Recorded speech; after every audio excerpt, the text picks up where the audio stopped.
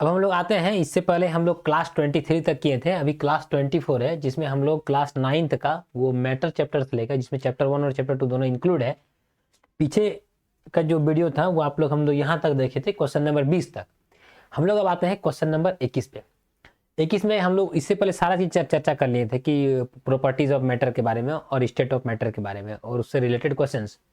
आगे आते हैं, गर्म करने पर गैस का आयतन, यदि हम कोई भी गैस को यदि हम लोग हीट देते हैं तो क्या होता है। सॉलिड को हीट दिए, देखिएगा समझिएगा बात को, ये आपका सॉलिड है, ये आपका लिक्विड है और ये आपका गैस है। कैसे जानिएगा, इसके जो कण है बहुत सामने सामने रहते हैं। किसका, सॉलिड का, लिक्विड के थोड़े दूर दूर, गैस के और भी दूर। ये हम लोग जानते हैं कि सॉलिड, लिक्विड और गैस में यदि हम लोग हीट दिए, इसको यदि हीट दिए उष्मा, तो क्या बन जाता है, लिक्विड। लिक्विड बन गया, क्या बन गया, लिक्विड। किसको हीट दिए थे, सॉलिड को। अब लिक्विड को हीट दिए, हीट मतलब क्या, उष्मा दिए, क्या बन गया, गैस। गैस को यदि हम लोग हीट देते हैं, याद कीजिए, हीट देते हैं तो क्या बन जाता है, प्लाज्मा स्टेट। ये समझ गए। और इससे पहले कौन स्टेट था सर, आपका BEC स्टेट था।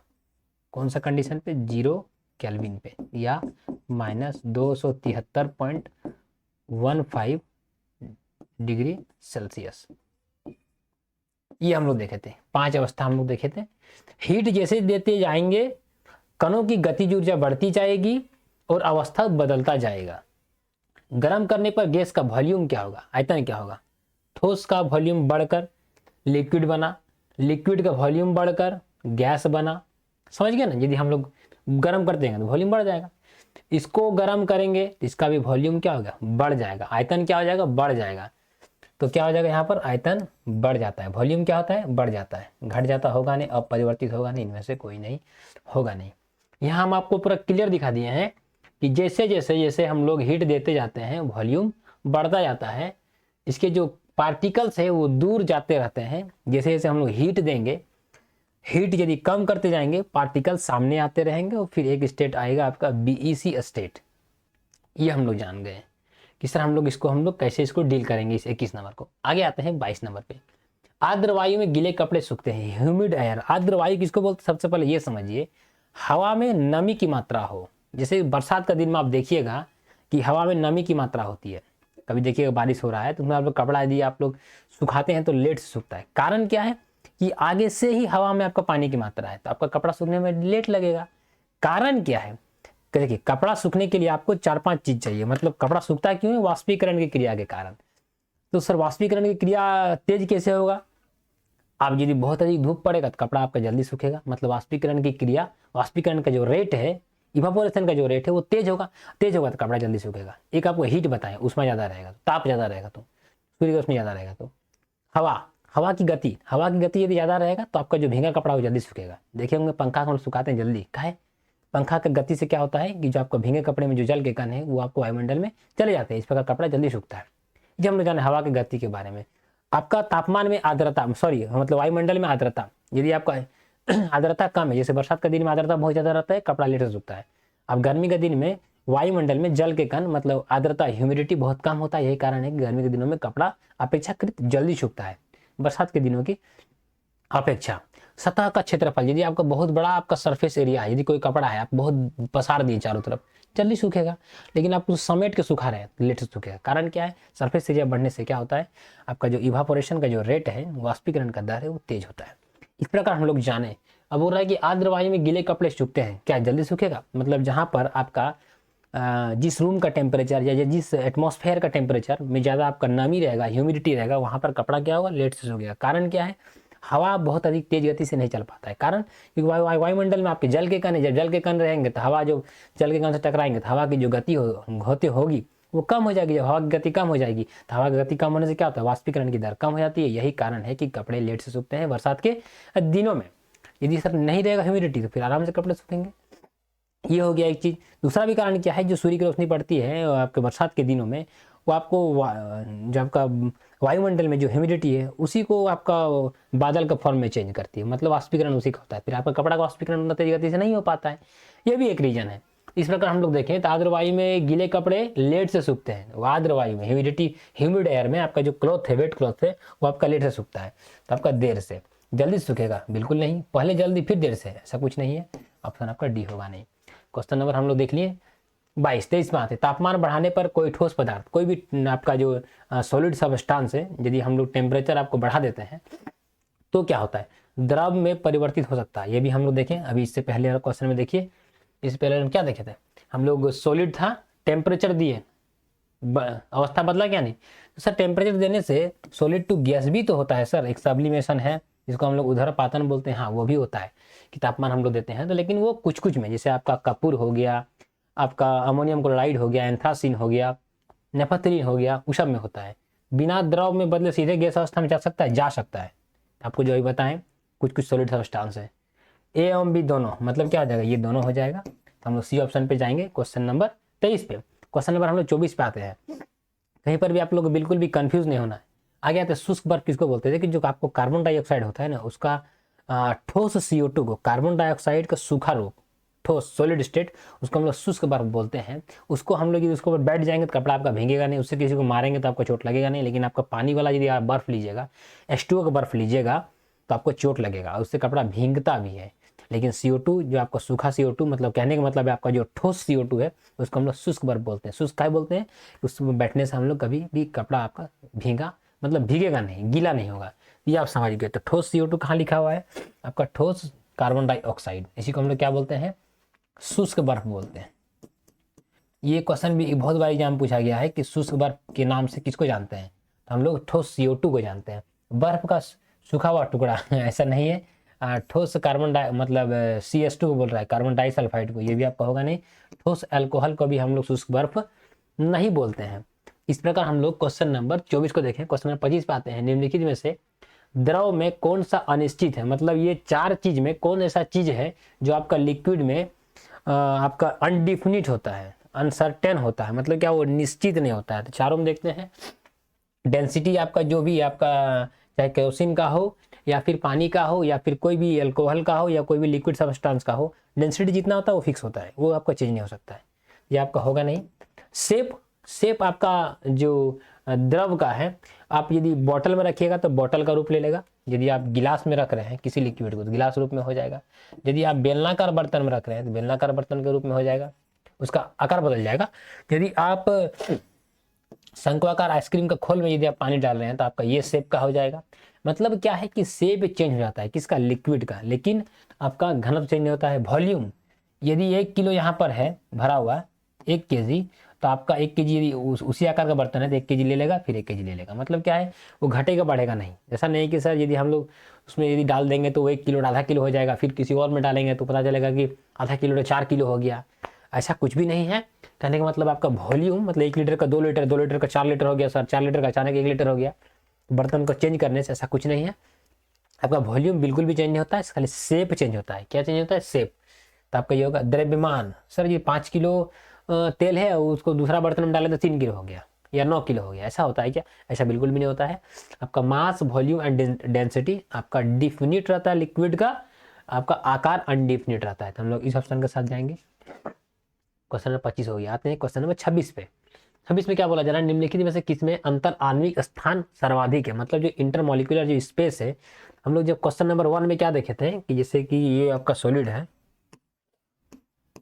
ये कि लिक्विड है, इसके मॉलिक्यूल्स है, इसके बीच का जो गैप है ना, इसी को हम लोग इंटरमोलिकुलर स्पेस बोलते हैं। इंटरमोलिकुलर स्पेस मतलब मॉलिक्यूल्स के बीच का गैप, उसके बीच का स्पेस। तो सबसे अधिक किसमें होता है, गैस में होता है।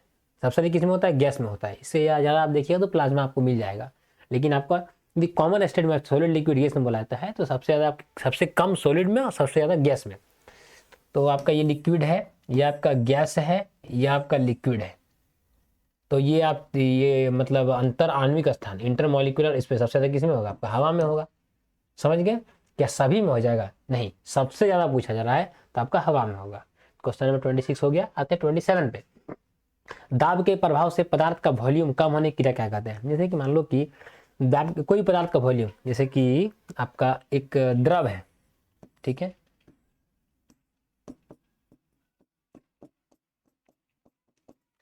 अब इसको ऊपर से फोर्स दे रहे हैं, ऊपर से क्या दे रहे हैं, फोर्स। जब फोर्स देंगे तो इसके जो मॉलिक्यूल्स है, मान के चलिए यहाँ मॉलिक्यूल्स है, मान के चलिए ये सब मॉलिक्यूल्स है, तो क्या हो जाएगा, जब इसको फोर्स देंगे इसके मॉलिक्यूल्स और सामने आ जाएंगे। अब आ गया पिस्टन यहाँ पर, इसको फोर्स देंगे ना, फोर्स दे दिए, फोर्स दिए ना इसको, फोर्स दिए, इसका मॉलिक्यूल्स क्या सामने आ गया। जब सामने आ गया तो इसका यहाँ का वॉल्यूम देखिए और यहाँ का वॉल्यूम देखिए, वॉल्यूम कम हो गया क्या, नहीं। तो जब इसको सर जब वॉल्यूम कम हो गया, इसको पूरा कंप्रेस कर दिए, मतलब पूरा ऊपर से जब प्रेशर दिए, इसको हम लोग क्या कहते हैं, इस क्रिया को हम लोग कंप्रेशन कहते हैं। दबा दिए ना, इसको हम लोग कंप्रेशन कहते हैं। सर ये नहीं समझेगा, एग्जाम्पल दीजिएगा, हम लोग गाड़ी में या फिर साइकिल में आप हवा जब देते होंगे तो हम लोग जो पंप से हवा डालते हैं, पिस्टन से हवा मारते हैं, देखिएगा शुरू में तो हवा भरा रहता है, लेकिन जब बहुत अधिक दबाव डालेंगे और यदि आपका उधर से जो छिद्र है उसको बंद कर देंगे तो क्या हो जाएगा, वो गैस धीरे धीरे लिक्विड फॉर्म में चेंज हो जाएगा। पिस्टन देखिए ना, वही चीज हम बताएं यहाँ पर, इसको एकदम दबाते जाएंगे, इसके कण सामने सामने हो जाएंगे, ये गैस में था, क्या फॉर्म में चेंज हो जाएगा, लिक्विड फॉर्म में चेंज हो जाएगा। इसको क्या कहते हैं, जो दबा देते हैं, इसको हम लोग संपीड्यता बोलते हैं, इसी को हम बोलते हैं कंप्रेसिबिलिटी बोलते हैं, जो दबा देते हैं, इसका वॉल्यूम को कम कर देते हैं, दबा के, दाब लगा के वॉल्यूम को कम कर देना, दैट इज कॉल्ड कंप्रेसिबिलिटी, मतलब संपीड्यता। तो ये हो गया। घनत्व आपको बता चुके हैं, पीछे का वीडियो में आप देख सकते हैं घनत्व किसको बोलते हैं। इसका मात्रक के बारे में बहुत बार पूछा है, किलोग्राम पर मीटर क्यूब। इसका यूनिट के बारे में पूछा है एग्जाम में कि घनत्व का ऐसा ही मात्रक क्या होता है, किलोग्राम पर मीटर क्यूब। विसरण के बारे में बताए थे, सॉलिड, लिक्विड या गैस, कोई भी सब्सटेंस हो, उसके जो पार्टिकल्स है उसको अपने आप मिलना ही विसरण कहलाता है। इसका उदाहरण भी दिए थे, ये आपका होगा नहीं। संघनन भी आपको बताए थे, गैस के कणों का तापमान जब कम होता है तो वो द्रव रूप में चेंज हो जाते हैं, जल की छोटी छोटी बूंदें बन जाती है, उसको हम लोग क्या कहते हैं, संघनन कहते हैं। इसका एग्जाम्पल आपको बताते हैं, यदि आपका एक कांच का गिलास लीजिए, उसमें आप बर्फ डाल दीजिए, बर्फ डालने के बाद आप देखिएगा उसके चारों ओर जल की छोटी छोटी बूंदें जमा हो गई है। कारण क्या है, संघनन के कारण। संघनन के कारण सर वायुमंडल में क्या है, हवा है, जब वो हवा उस गिलास के संपर्क में आता है तो क्या होता है, ठंडा हो जाता है। ठंडा क्या होता है, क्या कि गिलास में आपका बर्फ है, तो बर्फ क्या करता है, ठंडा कर देता है। जब ठंडा कर देता है तो वो गैस किस फॉर्म में आता है, द्रव में। यही को कहते हैं हम लोग संघनन, कंडेंसेशन। ये हम लोग जान गए। क्वेश्चन नंबर 27 पे आते हैं, 28 पे। 28 में क्या क्वेश्चन पूछा जा रहा है कि वाष्पीकरण की क्रिया द्रव के किस भाग में होती है। मैंने आपको बताया था कि जो इवापोरेशन का जो प्रोसेस होता है, जो आपका लिक्विड का ऊपर में होता है, ऊपर का सरफेस में होता है। सर नहीं समझे, एक फोटो के साथ बताइएगा।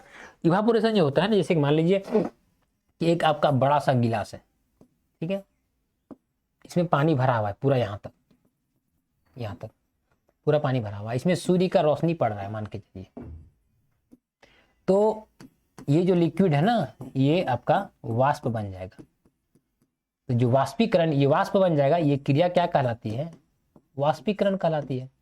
तो वाष्पीकरण की जो क्रिया होती है ना, वो एकदम सरफेस पे होती है, द्रव के सतह पर होता है, द्रव के सतह पर। ऐसा नहीं कि सर वाष्पीकरण की क्रिया सर यहाँ से हो रहा है, यहाँ से वाष्प में बदलेगा, यहाँ से वाष्प में बदलेगा, नहीं, यहाँ से नहीं बदलेगा, द्रव के सतह पर वाष्पीकरण की क्रिया होती है। यही कारण है कि ये सरफेस एरिया जितना अधिक होगा उतना अधिक इवापोरेशन होगा, उतना अधिक वाष्पीकरण की क्रिया होगी।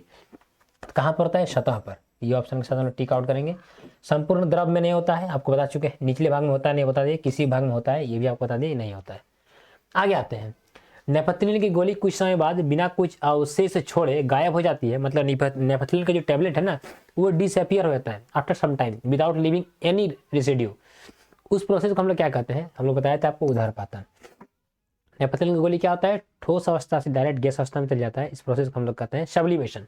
क्या बोलते हैं, सब्लिमेशन। तो ये आपको संघनन बता चुके हैं, ये आपको होगा नहीं। क्वथनांक बताए थे कि वो बॉयल होने लगता है, उबलने लगता है, वो तापमान को हम लोग क्वथनांक कहते हैं, ये आपका होगा नहीं।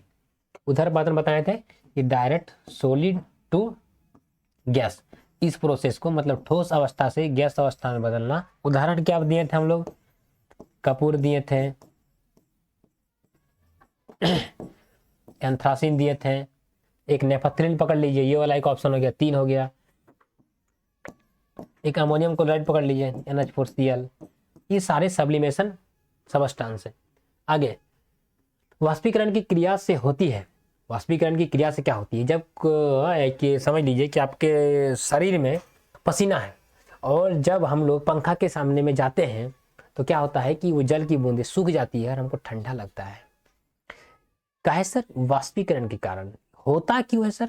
आपको मैं समझाता हूँ होता कैसे है, ठंडा क्यों लगता है।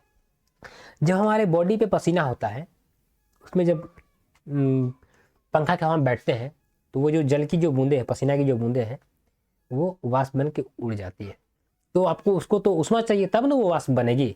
द्रव में था, उसको वाष्प बनने के लिए उष्मा चाहिए। वो उष्मा हमारे शरीर से लेके निकल जाती है। हमारे शरीर का जो टेम्परेचर, हमारा जो बॉडी का जो टेम्परेचर है, उसमें जो उष्मा है, उसमें जो ऊर्जा है, उस ऊर्जा को लेकर वो जो पसीने की जो बूंदे हैं उससे लेकर वातावरण में चली जाती है। तो क्या होता है कि हमारा शरीर से उष्मा ले लिया, जब हमारे शरीर से जब गर्मी ले लेगा तो हमारे शरीर में क्या बचेगा? ठंडा बचेगा। गर्मी निकाल ले रहा है कौन? वो पसीना की बूंदे। तो हम लोग को ठंडा लगता है। ये एक प्रोसेस हमारे पूरा शरीर में होगा। जितना हमारा शरीर भीगा हुआ रहेगा पसीना में से ये रहेगा, जैसे उसमें वाष्पीकरण की क्रिया होगी तो समझ जाइए कि आपको ठंडक लगेगा। ये आप समझ गए। कारण क्या है? हमारे शरीर से उष्मा लेकर वो जल की बूंदे वाष्प में बदलती है। हमारे शरीर से यदि गर्मी निकल जाए तो क्या लगेगा? ठंडा लगेगा। यही कारण है कि वाष्पीकरण के कारण हम लोग को ठंडक महसूस होता है। तो वाष्पीकरण की क्रिया से क्या होता है कि ठंडा उत्पन्न होता है। तापक्रम में कोई परिवर्तन नहीं होता। यह होगा नहीं, ये आपका होगा नहीं। इस प्रकार हम लोग क्वेश्चन नंबर 30 को देखें। अभी तक आते हैं क्वेश्चन में क्या है कि प्लाज्मा पदार्थ की कौन सी अवस्था है। मैं आप लोग को बताया था इससे पहले जब आपको अभी शुरू किए थे 21 नंबर में, उसमें क्या था कि पदार्थ की 5 अवस्था होता है। ठोस, द्रव, गैस। ठोस से पहले आपको बताए थे बोस, आइंस्टाइन, कंडेंसेट, और आपका गैस के बाद बताए थे प्लाज्मा अवस्था। मतलब टोटल 5 अवस्था हो गया। हालांकि चौथा अवस्था प्लाज्मा बोला जाता है और 5वां अवस्था आपका बीईसी को बोला जाता है। मैंने आपको एक सीक्वेंस में बताया था कि कैसे कैसे क्या अवस्था होता है।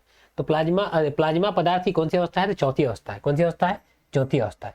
ये आपका होगा नहीं, आपका होगा नहीं, आपका होगा नहीं। थोड़ा सा जूम करके दे दिया गया है। तो ये आपका चौथी अवस्था कौन है? प्लाज्मा पदार्थ की चौथी अवस्था है। आपको बताया था वो कहाँ पर आया था, तो बल्ब में आप देख सकते हैं, सूर्य में, तारों में जो प्रकाश है वो प्लाज्मा अवस्था के कारण है। आगे आते हैं, सिलेंडर में भरा हुआ द्रवित पेट्रोलियम गैस है। जो आपका घर में हम लोग जो यूज करते हैं लिक्विफाइड पेट्रोलियम गैस, वो एक्चुअली में होता है क्या है? वो एक गैस होता है, लेकिन उसको हम लोग दबाव डाल के लिक्विड फॉर्म में स्टोर करके रखते हैं और फिर जब उसका नोजल खोलते हैं फिर उसको गैस के रूप में मिलता है, फिर वो जलता है और फिर हम लोग खाना बनाते हैं। एक्चुअली वो क्या है? वो एक पेट्रोलियम गैस है। उसको हम लोग प्रेशर डालने के कारण वो लिक्विड फॉर्म में रहता है। हिलाते हैं तो हम लोग जैसे पानी जैसा हिलता है, लेकिन हम लोग खोलते हैं तो गैस जैसा निकलता है।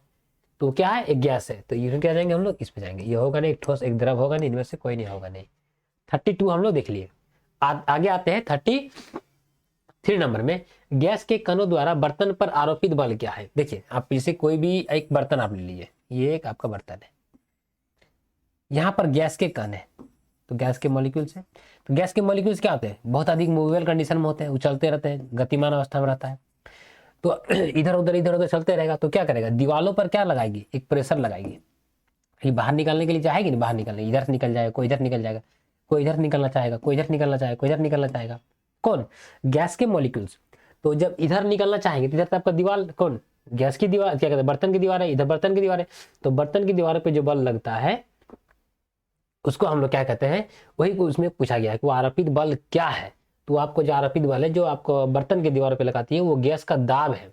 किसका? बर्तन की दीवारों पर गैस का दाब। प्रेशर लगा रहा है कौन? इसके मॉलिक्यूल्स। तो गैस के दाब पे जाएंगे। गैस की संपीड़ितता क्या होती है? जब हम लोग गैस को दबाते हैं, कंप्रेस करते हैं। ये आपका होगा नहीं। विषण बताए थे, खुद मिल जाना, स्वतः मिल जाना, ये आपका होगा नहीं। संघनन आपको बताए थे, गैस की बूंदों का गैस का आपका जल की बूंदों में परिवर्तन होना।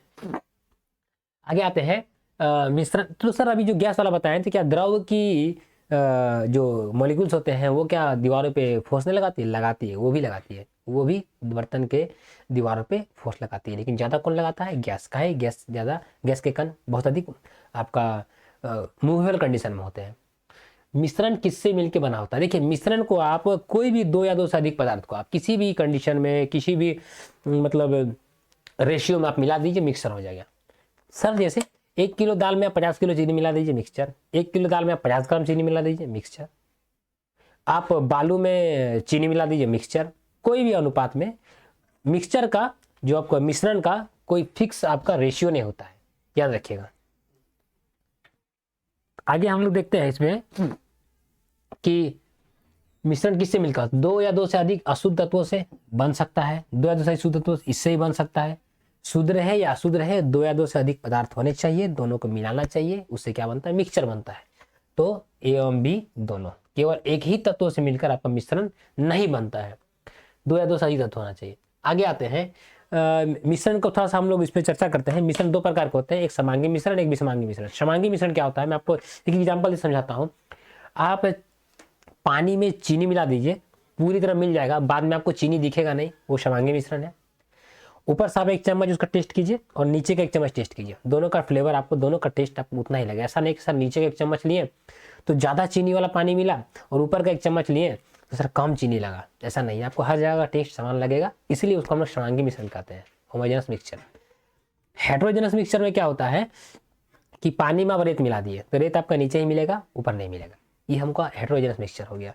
और सर आप दाल में आप कंकड़ मिला दीजिए, ये आपका कौन सा मिक्सचर हो गया, हेट्रोजेनस मिक्सचर। का मतलब क्या हो गया, विषमांगी मिश्रण। तो हम लोग इस प्रकार जाने कि समांगी मिश्रण क्या होता है, विषमांगी मिश्रण क्या होता है। समांगी मिश्रण में क्या होता है कि मतलब जब दो या दो से अधिक बार मिलते हैं लेकिन बनावट समान होना चाहिए। असमान बनावट किसमें होता है, विषमांगी मिश्रण में। इस प्रकार हम लोग देखें कि विषमांगी मिश्रण क्या है, तो जिसकी बनावट असमान हो, तो ये ऑप्शन हो जाएगा। जिसकी बनावट समान हो ये आपका समांगी मिश्रण होता है, ये आपको होगा नहीं। ए एवं बी दोनों, ये होगा नहीं। जिसकी कोई बनावट नहीं हो, यह भी आपका होगा नहीं, ताकि कोई ना कोई तो टेक्सचर होता ही है, मिक्सचर आपका कोई ना कोई टेक्सचर तो होता ही है। आगे मिश्रण के बारे में कौन सा कथन सत्य है, चार में से आपको सॉरी ए एवं बी में से कौन सा कथन सत्य है। मिश्रण दो प्रकार के होते हैं, समांगी और विषमांगी, एक समांगी एक विषमांगी, ये सही है। समांगी मिश्रण और विषमांगी मिश्रण, मिश्रण के दो प्रकार है, यहाँ पर मिश्रण एक छूट गया है। समांगी मिश्रण और विषमांगी मिश्रण, मिश्रण के दो प्रकार है, मतलब ये भी सही है, मतलब ए और बी दोनों कथन सत्य है, तो ए एवं बी दोनों। आते हैं 37 नंबर पे, शुद्ध पदार्थ किससे मिलकर बना होता है। शुद्ध पदार्थ जो होता है ना आपका, वो एक ही प्रकार के कणों से मिलकर बना होता है।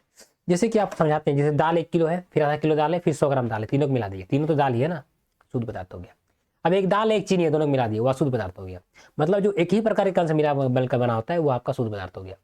तो एक ही प्रकार के कणों से मिलकर बनाता है वो होता है क्या, शुद्ध पदार्थ। अलग अलग होगा नहीं, ए एवं बी दोनों होगा, इनमें से कोई होगा नहीं। आते 38 पे, कौन सा कथन सत्य है, जल में घुले हुए सोडियम क्लोराइड को वाष्पीकरण या आसवन विधि द्वारा जल से विदा किया जा सकता है। हाँ, जो आपका सोडियम क्लोराइड है उसको आप वाष्पीकरण या फिर आसवन विधि दोनों के द्वारा जल से हम लोग अलग कर सकते हैं। किसको, सोडियम क्लोराइड को, जो जिससे हम लोग नमक बनाते हैं, चाहे आप वाष्पीकरण कीजिए या फिर आप आसवन कीजिए, दोनों सेम है। विलयन दो या दो से अधिक पदार्थों का समांगी मिश्रण, अभी आपको बताया था चीनी और पानी का मिश्रण, वो एक विलयन कहलाता है। हालांकि हम लोग विलयन, निलंबन और कोलाइड तीनों के बारे में अभी आगे क्वेश्चन में चर्चा करेंगे, आपको तीनों बताएंगे, विलयन क्या होता है, निलंबन क्या होता है, कोलाइड क्या होता है। तो विलयन दो या दो से अधिक पदार्थों का समांगी मिश्रण, समांगी मिश्रण अभी आपको बता दिए कि सॉल्यूशन जो होता है वो आपका होमोजेनस मिक्सचर होता है। विलयन के दो भाग में बांटा गया, एक विलायक एक विलेय। विलायक क्या होता है, जो विलयन में जो सबसे अधिक मात्रा में होता है वो विलायक होता है, जो कम मात्रा में विलेय होता है। जैसे कि 1 गिलास चीनी में 1 चम्मच मिलाइए, चीनी सॉरी 1 गिलास पानी में एक चम्मच चीनी मिलाइए, तो 1 गिलास जो पानी हो गया वो आपका विलायक हो गया, 1 चम्मच चीनी हो गया आपका वो विलेय हो गया। सर यदि आप 1 किलो चीनी में 1 चम्मच पानी मिलाते हैं तो चीनी आपका विलायक हो गया और पानी आपका विलेय हो गया। याद रखिएगा, जो ज़्यादा मात्रा में वो विलायक, जो कम मात्रा में वो विलेय। तो विलयन को दो भागों में बांटा गया, विलायक एवं विलेय, ये भी आपका सही है। तो आपका ए बी और सी तीनों सही है, तो इनमें से सभी। आगे आते हैं 39 नंबर पे कि विलयन के दो भाग कौन कौन से, एक विलेय एक विलायक। मैं आपको बता चुका हूँ कौन विलायक होता है कौन विलेय होता है, ए और बी दोनों हम लोग सी ऑप्शन के साथ जाएंगे। जो अधिक मात्रा में विलयन में विलायक, जो कम मात्रा में विलेय, याद रखिएगा। ऐसा नहीं जो घुलता है वो विलेय बोलिएगा। बोला जाता है जनरली क्या होता है कि 1 किलो चीनी में आप यदि पानी डालिएगा 1 चम्मच तो पानी ही घुलेगा, सही बात है, उसको विलेय बोलते हैं जो घुलता है। विलयन में विलायक कौन से होते हैं, जिसकी मात्रा ज्यादा होती है, अभी मैं आपको बताया। जिसकी मात्रा कम होती है वो क्या कहलाता है, विलेय। जो विलेय की मात्रा के बराबर होते हैं, जो विलेय की मात्रा के बराबर होते हैं, ये आपको होगा नहीं, ये आपका होगा नहीं। इस प्रकार हम लोग क्वेश्चन नंबर 40 को देखें। आगे का स्लाइड में हम लोग क्वेश्चन नंबर 41 से 60 तक हम लोग चर्चा करेंगे और इस चैप्टर को क्लोज करेंगे कि आपका कोई भी क्वेश्चन किसी प्रकार का छूटे नहीं। मैं आप लोगों से फिर मिलता हूँ अगला वीडियो में, फिर आपसे मिलता हूँ। जय हिंद दोस्तों।